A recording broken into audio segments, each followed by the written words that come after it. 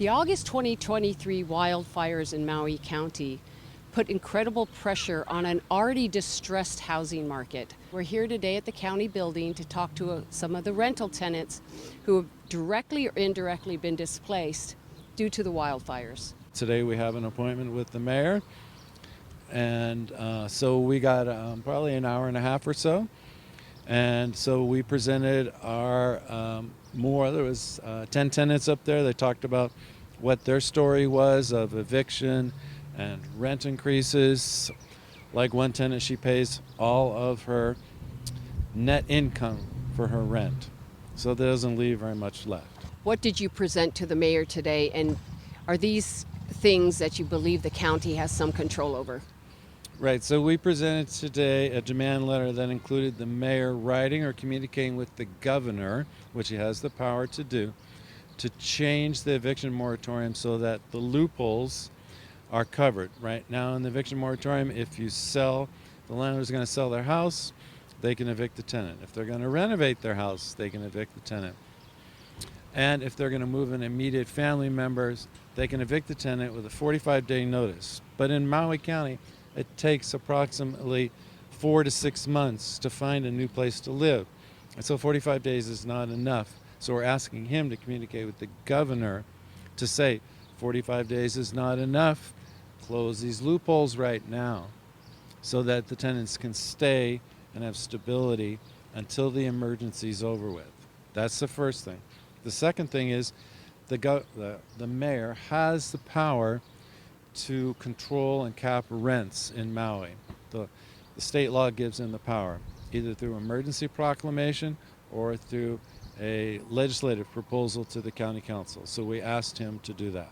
Tell us your story of displacement. How have you been displaced, and how is it related to the Maui fires? My husband lost his job after the fires, and I'm a stay-at-home mom of twin boys. Around November, right before Thanksgiving, our landlord asked us if we were willing to extend our lease. We were great tenants, and she would love us to stay another 6 months. And about 2 weeks later, around middle of December, right before Christmas, she told us that she was going through something and wanted her place back. And then a week after that, or a week or so later, FEMA knocked on our door, FEMA inspectors. So that's when we knew it was FEMA related. And it's just been down here ever since. So where were you at the time, and where are you now? We're literally on the brink of homelessness, me and my family. So we have no place to go. And it's like I shared with the mayor, it's not like Katrina where you can just get in your car and drive to Texas. Because I lived in Texas at the time when Katrina happened. But we're in Maui. We're in the middle of the Pacific Ocean. So that's, a lot of the, not that we don't want to stay on Maui, of course we do, but our family on the mainland, they're like, come back or whatever. But you have to have your car shipped back over and, all that. It's cost a lot of money, that we don't have. Yeah, exactly. It's expensive. Did you feel like the mayor heard your concerns today? Did he seem sympathetic to your concerns? I do. He talked about a lot of the layers that goes behind like how things work, and it's not just this group over here or that group over there. I think he was very fair. It was my first time meeting him, and I was very impressed. I think he's a really nice man. What do you see going forward? What do I see going forward? We're gonna wait and see. I'd rather wait and see than something too sporadic or too, spur of the moment, and then it just backfires later on. Let me look what we're dealing with now. The Lahaina victims and then other Maui tenants that, we're all Maui strong. It's not, I don't think it's fair to put like Lahaina against all of Maui. We're all grieving the loss of our Maui. Tell us your story about displacement and how you've been impacted.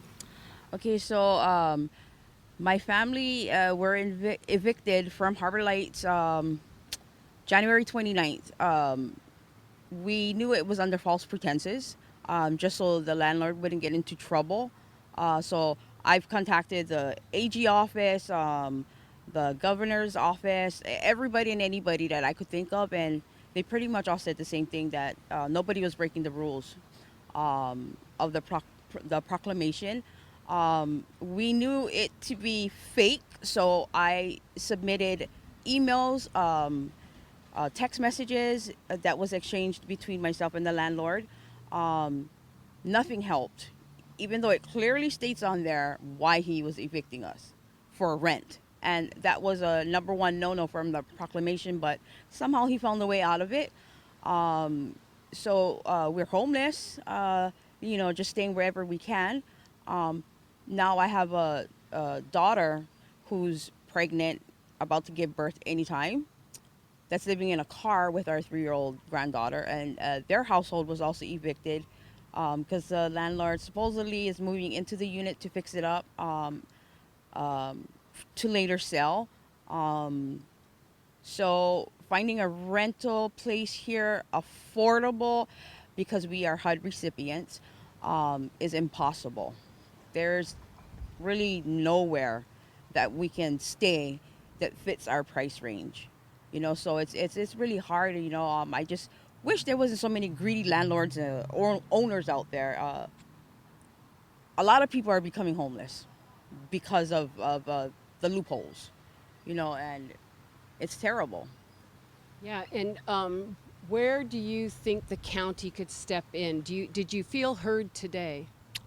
Yeah, I do. I feel that Mayor has, he's listened to what we have to say, and we just have to remember, we have to take into consideration things that he's dealing with, and as far as staying in the law, to help us out, and he did agree with the whole,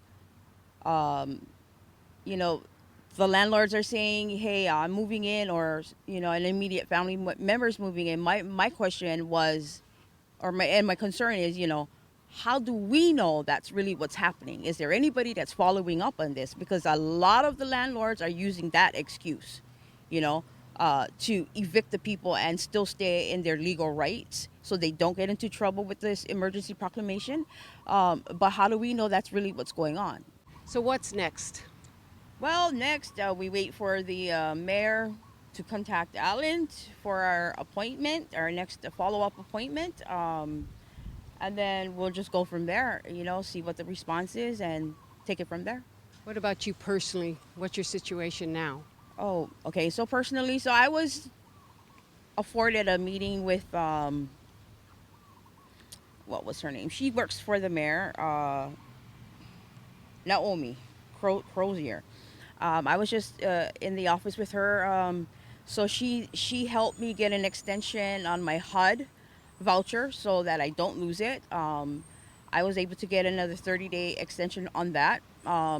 She's making some calls to see, where there's available housing. But mostly we were working on trying to find some place for my daughter who's ready to give birth. So as of right now, the only thing that happened is that I got an extension on my HUD, which is great. We're just going to be keeping in contact and see what happens.